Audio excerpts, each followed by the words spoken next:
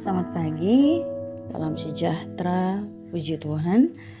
Kita masih bisa bangun pagi hari ini dengan sehat. Itu semua karena anugerah Tuhan yang begitu besar buat kita. Pagi ini kita kembali berjumpa di doa pagi GPDI Budi Mulia, saudara. Kita akan berdoa untuk menyambut renungan firman Tuhan pada pagi hari ini. Mari kita berdoa.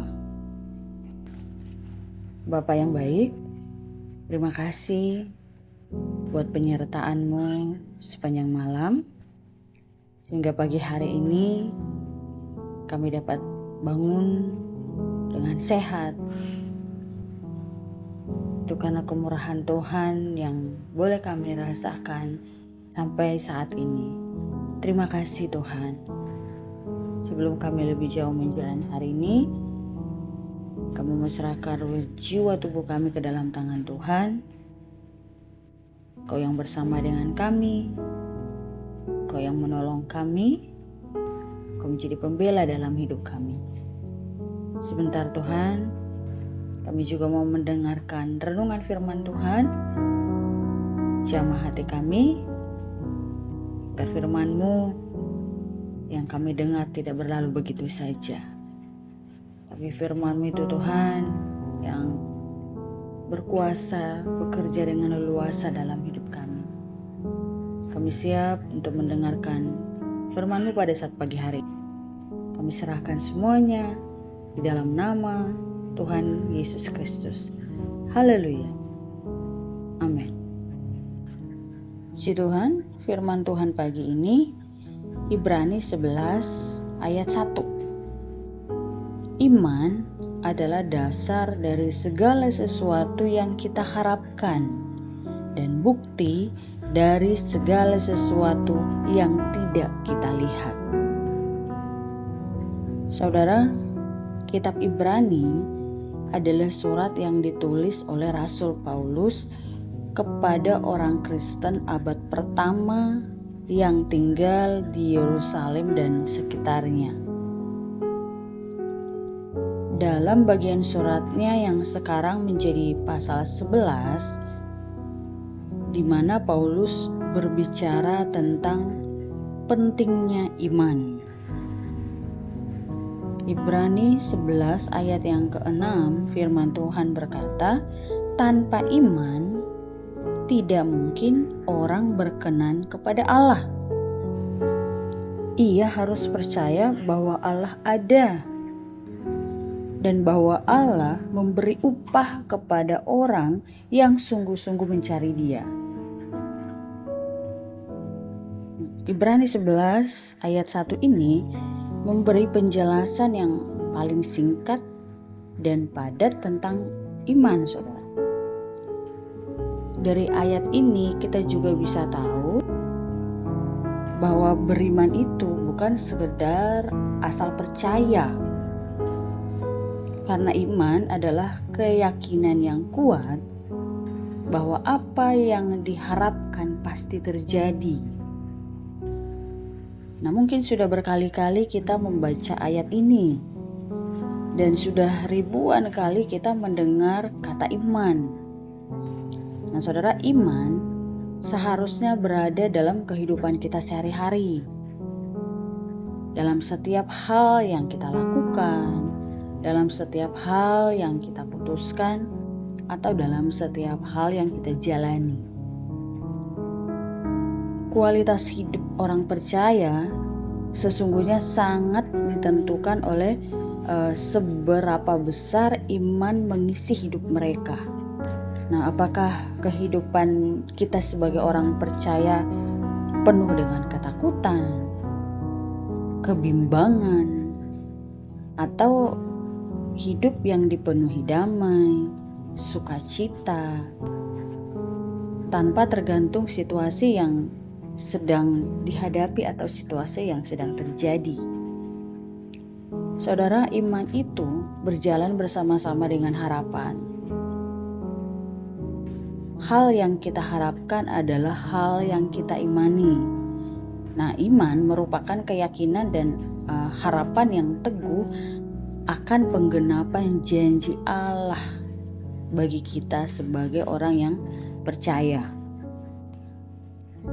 Karena itu, saudara, hidup dengan iman membuat orang percaya dipenuhi sukacita. Iman menunjukkan kepada akal budi akan kenyataan dari hal-hal yang tak dapat dicerna mata jasmani kita, saudara. Nah, namun beriman bukan berarti berharap dan yakin akan tercapainya semua keinginan yang jauh di luar kemampuan. Nah, saudara, beriman juga bukan memaksa Tuhan mengabulkan semua keinginan kita. Tetapi iman yang benar adalah menuntun kita mencari kebenaran Allah, percaya kebaikannya, yakin akan firman-Nya, taat pada perintahnya, tentu menolak bisikan kejahatan, menolak kenikmatan dosa, bisa kuat dalam pencobaan, dapat bertahan dalam penganiayaan, saudara, dan rela menderita karena mengiring Tuhan. Nah, bila kita hidup dengan iman, kita akan dimampukan untuk melakukan hal-hal yang besar yang melampaui akal dan kemampuan kita sebagai manusiawi, saudara. Saudara, penulis Ibrani ingin mengajak kita semua untuk meninggalkan beban dan dosa yang dapat merintangi pertumbuhan iman seseorang atau iman seorang yang percaya. Nah, orang Kristen seharusnya berlomba-lomba untuk pertumbuhan imannya. Diibaratkan seperti seorang atlet yang sedang bertanding, yang selalu siap menghadapi setiap rintangan yang ada di depannya, saudara, serta fokus untuk menyelesaikan pertandingan tersebut dengan sangat baik tentunya. Tapi tidak sedikit orang Kristen yang hanya terdaftar beragama Kristen, tapi tidak hidup sebagai orang Kristen. Nah, seorang yang ingin menang dalam sebuah perlombaan, ya tentu harus memiliki disiplin mendekatkan diri dengan Tuhan lewat kehidupan doanya dan melakukan firman Tuhan. Tentu tidak merasa jemu-jemu, ya saudara. Sebab dengan cara itu iman kita atau iman orang percaya akan semakin kuat. Ketekunan iman adalah hal yang senantiasa harus dibangun karena kehidupan Kristen, saudara, tidak berakhir dengan dibaptis, tapi iman itu perlu dijaga. Dalam Matius 24 ayat 13, di sana firman Tuhan berkata, saudara, tetapi orang yang bertahan sampai pada kesudahannya akan selamat. Nah, saudara, jalan kita mengiring Tuhan tentu tidak selalu mudah. Banyak lika-liku yang harus kita hadapi. Dan mungkin itu tidak asing lagi buat kita. Mau beribadah juga tidak mudah, ya saudara. Bahkan banyak saudara-saudara kita yang tidak diizinkan untuk beribadah. Namun kita berdoa supaya saudara-saudara kita yang mungkin mengalami kesulitan untuk beribadah, iman mereka tidak goyah, semakin kuat, semakin yakin bahwa Tuhan yang mereka sembah adalah Allah yang benar, yang sanggup menolong dan menyelamatkan mereka.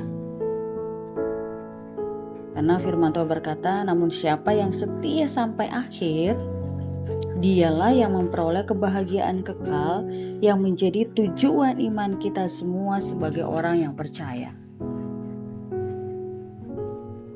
Jadi Bapak Ibu Saudara, kalau kita masih bisa dengan leluasa untuk berangkat beribadah atau bergereja, kita bersyukur saudara. Tentu mari sama-sama kita untuk semakin sungguh-sungguh sama Tuhan, agar iman kita semakin mengalami pertumbuhan, pengenalan kita kepada Tuhan itu semakin bertambah, tidak stuck begitu saja saudara. Dan kalaupun ada masalah yang kita hadapi, kiranya tidak membuat iman kita goyah, undur. Tapi di saat kita menghadapi masalah, justru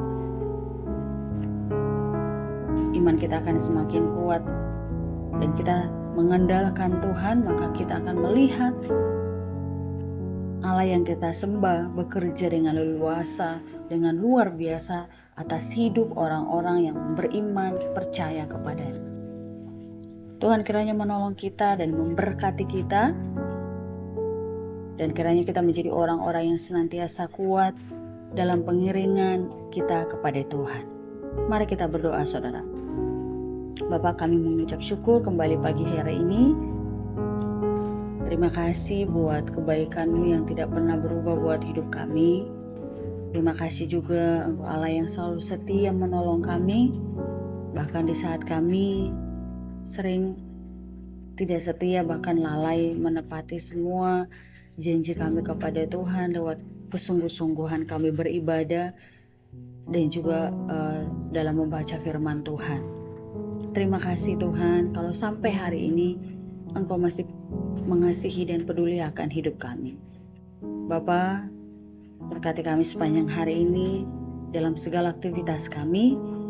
Engkau menjadi pembela dalam hidup kami, supaya di sepanjang hari ini kami memperoleh damai sejahtera, kami memperoleh sukacita, kami sehat, kami tetap kuat dalam pengiringan kami kepada Tuhan.